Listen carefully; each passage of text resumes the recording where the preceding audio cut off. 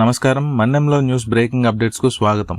పోలవరం జిల్లాలో గంజాయి స్మగ్లర్ల గుండెల్లో రైళ్లు పరిగెట్టిస్తున్నారు పోలీసులు. రంపచోడవరం ఏజెన్సీ ప్రాంతాన్ని అక్రమ రవాణాకు అడ్డాగా మార్చుకోవాలనుకున్న అంతర్రాష్ట్ర ముఠా ప్లాన్ను గంగవరం పోలీసులు చిత్తు చేశారు. జిల్లా ఎస్పీ ఆదేశాలతో ఏజెన్సీ అంతటా నిఘా నీడ ముమ్మరమైంది. ఈ క్రమంలో రంపచోడవరం డీఎస్పీ గారి పర్యవేక్షణలో గంగవరం ఎస్ఐ తన సిబ్బందితో కలిసి నిన్న సాయంత్రం నెమలిచెట్టు సెంటర్ వద్ద మెరుపు తనిఖీలు చేపట్టారు. ఈ తనిఖీల్లో 2 కార్లు పోలీసులకు చిక్కాయి. ఏపీ రిజిస్ట్రేషన్తో ఉన్న మారుతి ఎర్టిగా, అలాగే మహారాష్ట్ర రిజిస్ట్రేషన్తో ఉన్న హుండా i20 వాహనాలను క్షుణ్ణంగా తనిఖీ చేయగా సీట్ల కింద డిక్కీల్లో రహస్యంగా అమర్చిన 120 కేజీల గంజాయి బయటపడింది.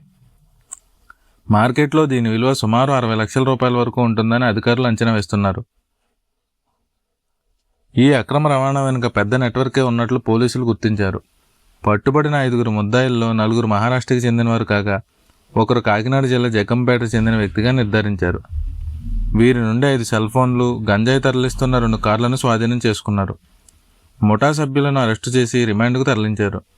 ఏజెన్సీ ప్రాంతంలో అసాంఘిక కార్యక్రమాలకు పాల్పడితే ఎంతటి వారినైనా వదిలిపెట్టే ప్రసక్తే లేదని పోలీసులు హెచ్చరిస్తున్నారు.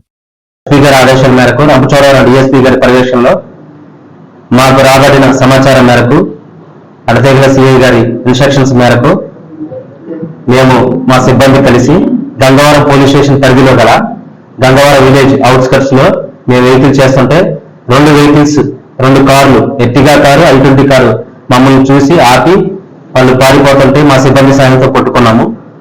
అందులో 5 వ్యక్తుల నుంచి 5 సెల్ ఫోన్లు, అలాగే 120 కేజీల గంజాయి, వాటి విలువ సుమారు 60 లక్షల విలువైన గంజాయిని సీజ్ చేయడం జరిగింది. ఇది కేసు కట్టి దర్యాప్తు చేయడం జరిగింది.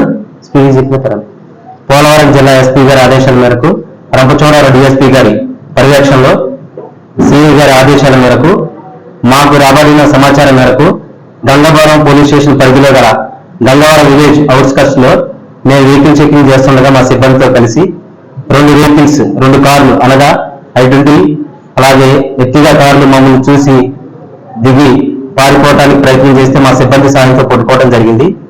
వారి వద్ద నుంచి మేము 5 సెల్ ఫోన్లు, అలాగే ఆ కారులో 120 కేజీల గంజాయి సుమారు 60 లక్షల విలువైన గంజాయిని సీజ్ చేయడం జరిగింది.